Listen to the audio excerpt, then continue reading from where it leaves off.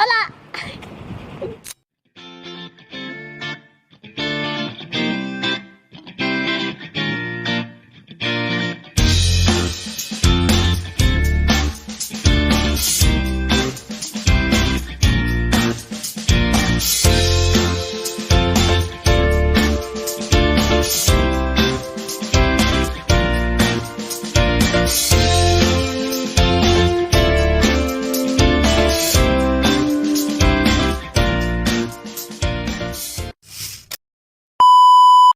Hai semuanya, maaf banget aku di sini nggak bakal nunjukin wajah aku karena ada alasan pribadi.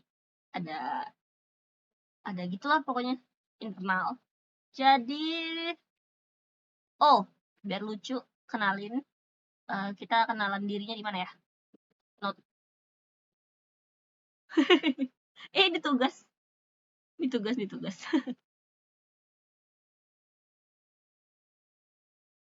Hai. Aku Alvida Fahriananda dari kelas IFB 5B.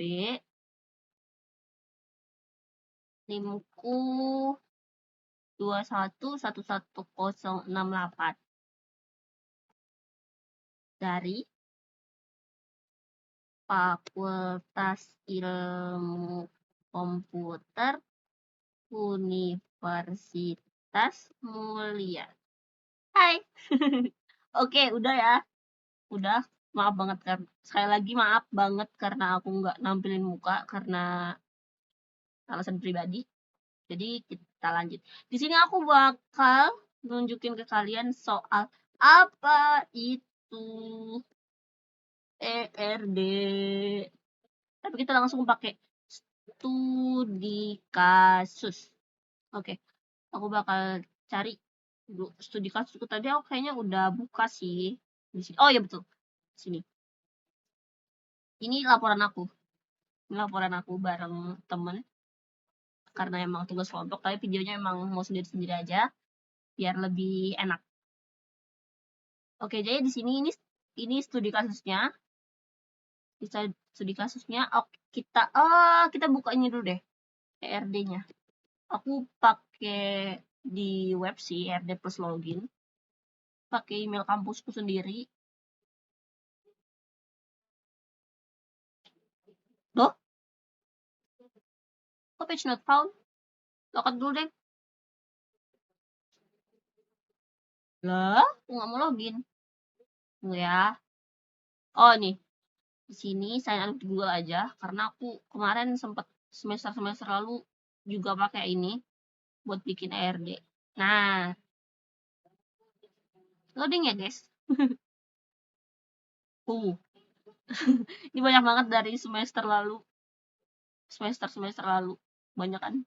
Kemarin itu aku kasih nama tugas kalau nggak salah. Oh, ini. Tada! Aku mau jelasin ini. Wing, wing, wing.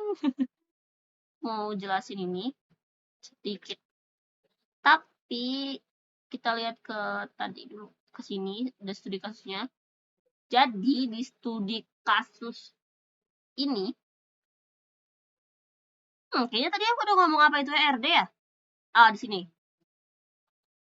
Kalau mau tahu ERD itu ini, Entity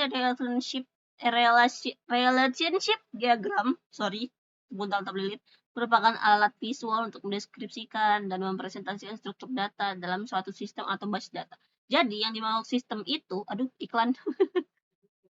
Jadi di sistem itu ya ini, di dalam ini semua, ini sistem gitu. Jadi di ERD itu, Entity Relationship Diagram itu ada yang namanya entity, atribut, sama apa satunya itu ya? Coba kita lihat di sini.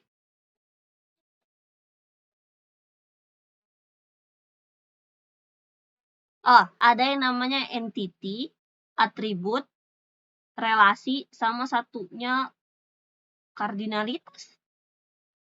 Kardinalitas kayaknya. Tapi itu nggak penting sih. Kalau menurut aku itu nggak penting karena yang penting itu 3 itu aja yang aku sebutin. Entity, atribut, sama relasi.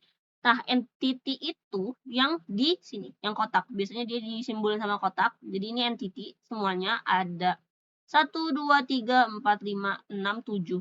Ini 7 dari dari studi kasus yang di sini. Karena apa aku dapat segini?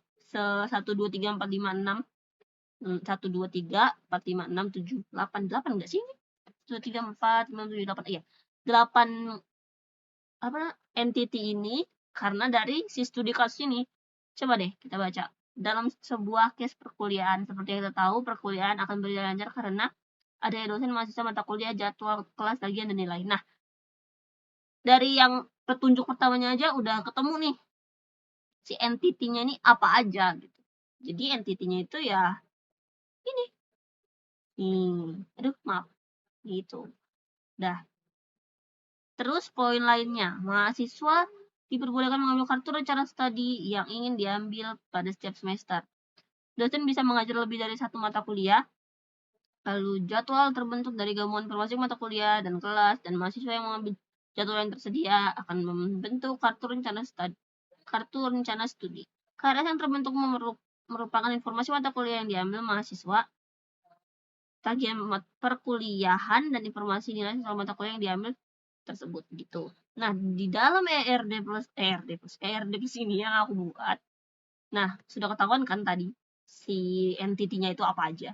Nah, di dalam entity itu ada yang namanya atribut. Nah, si atribut ini nih yang bulat-bulat. Biasanya juga memang selama aku belajar memang atribut itu dilambangin sama si bulat ini. Si bulat kan lonjong, aku nggak tahu ya namanya apa. Pokoknya ini bulat lah ya. Anggap aja bulat. Nah, kalau yang tadi namanya relasi itu yang ini nih. Relasi itu menghubungkan antara entity dan entity lainnya. Gitu. Jadi satu entity ini punya relasi sendiri sama entity lainnya gitu. Dan atribut tadi itu ya istilahnya tuh anaknya entity. Jadi entity atribut itu si isinya entity itu. Semoga kalian ngerti sih apa yang aku omongin. Jadi dalam sistem ini semua nih masuk sistem, si entity ini semuanya masuk dalam sistem. Jadi ya ini sistem gitu. Ini sistem, ada entity, terus tuh entity-nya ada lagi atribut, baru dari entity ke entity lainnya itu ada relasi gitu. Relasi itu yang buat menghubungkan ini loh. Nah, karena tadi aku mau jelasin apa yang aku mau jelasin? Sebentar ya.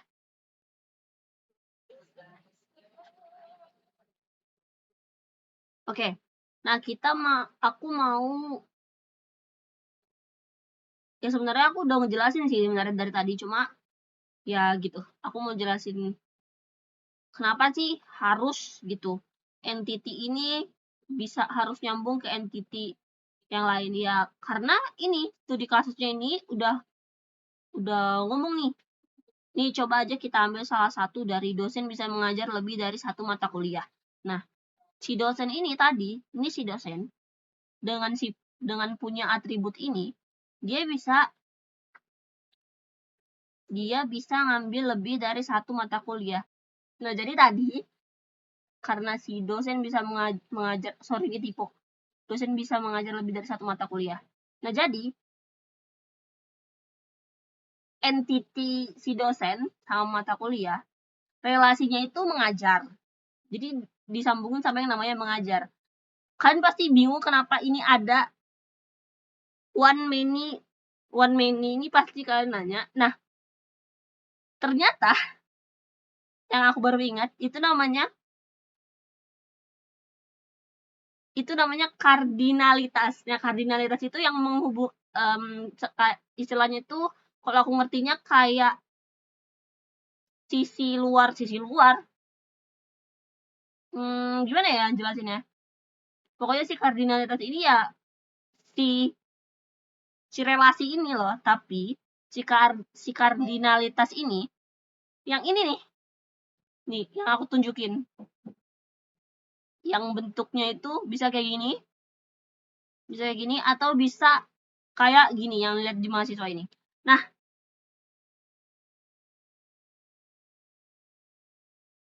kenapa bisa gitu? Karena si relasinya ini menurut si studi kasus dan menurut aku yang ngerjain, tolong cek kalau aku salah. Karena dosen ini di suatu kampus pasti banyak, jadi aku nentuin antara entitas dosen sama mata kuliah itu tuh many to many, kardinalitasnya itu many to many gitu. Jadi ya kayak gini relasinya.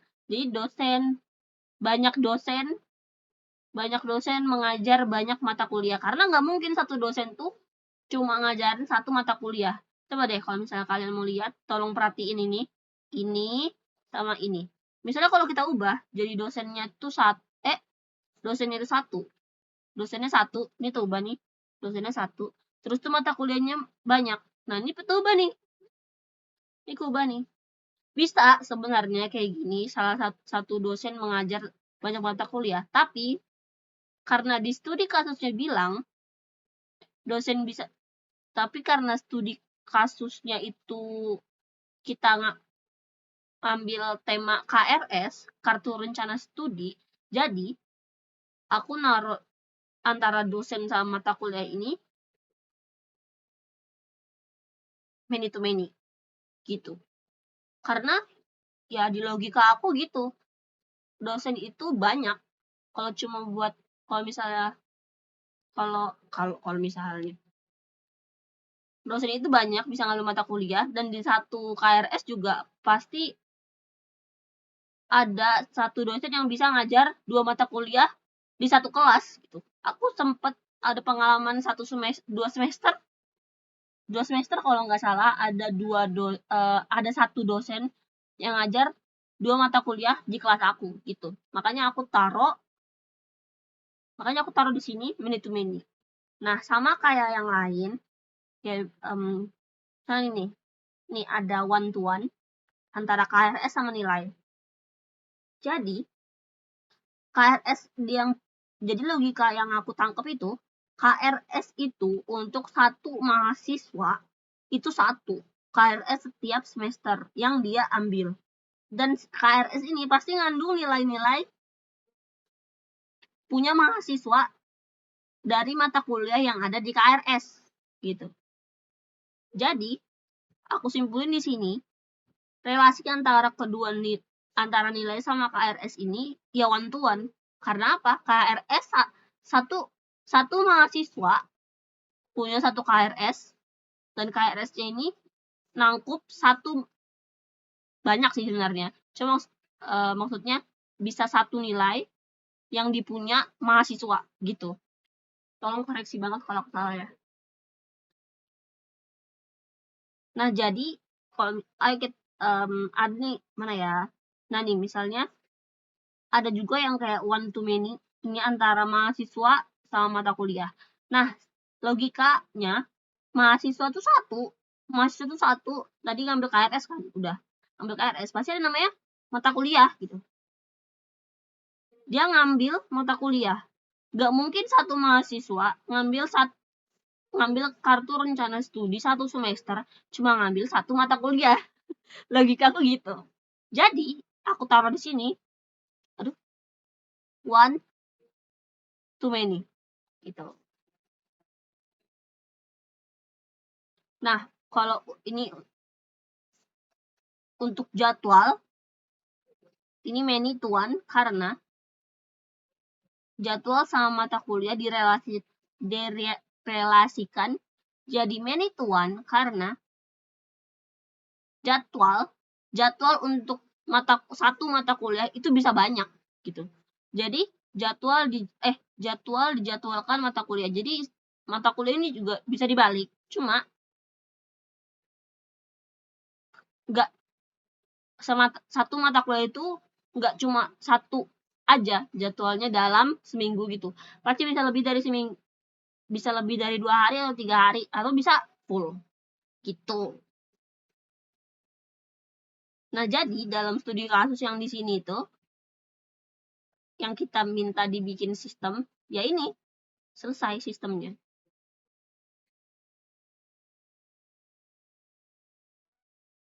Udah sih, gitu aja. Apa aku terlalu tegas ngomongnya? Udah, ini satu sistem KRS yang dari studi kasus itu, ya udah jadi ERD-nya kayak gini gitu, di satu sistem dengan entity-entitinya, relasi-relasinya, dan atribut-atributnya kayak gitu. Nah, selesai. Oke, segitu aja sebenarnya penjelasannya. Sorry banget kalau misalnya kayak kepuntal atau pelilit, tapi mohon dimaklumin karena ada ya gitu lah. Heh, sorry banget kalau misalnya ada kurang. Sorry banget kalau sorry banget. Maaf banget.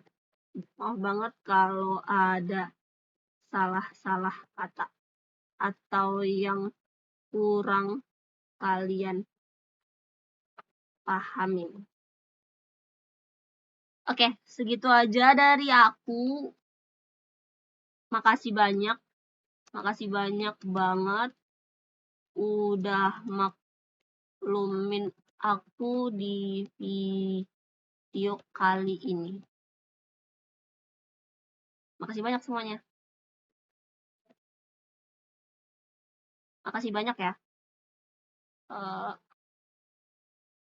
Makasih banyak semuanya. Semoga kita sehat terus ya. Amin. Oke, makasih banyak. Sampai jumpa. Dadah.